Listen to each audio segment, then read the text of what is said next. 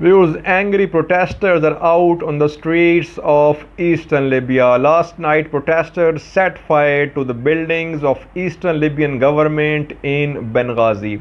Protests in Benghazi started a few days ago. Last night, protests turned violent. Viewers, apart from Benghazi, Marj and Al Bayda in Eastern Libya, they were also centers of protests.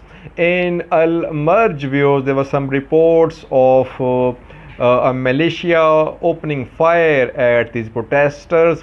So far, no confirmation of any casualties or any injuries.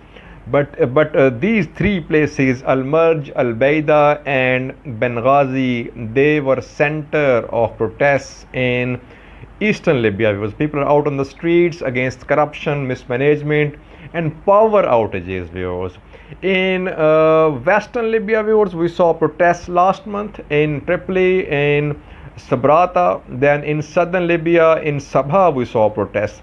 So all over Libya, people are out on the streets against mismanagement and poor living conditions.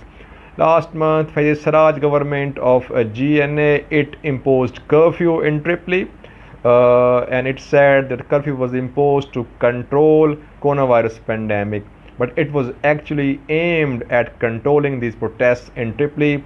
Fatih Bashaga, Libyan Interior Minister, he was also suspended, viewers, in connection with the protests in Tripoli.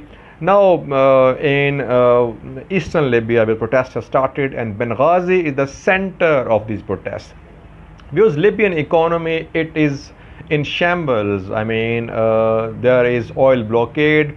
It couldn't be lifted completely. So unless there is lifting of oil blockade in Eastern Libya, Libyan economy, it will continue suffering, and people will continue suffering as well. That is why people are out on the streets, viewers. Long power outages, this is the main concern for people, viewers, and that is why be it Western Libya, Eastern Libya, Southern Libya, everywhere there is dissatisfaction with the ruling elite or ruling class, and that is why people are there. They are expressing their anger, and they want improvement in their living conditions.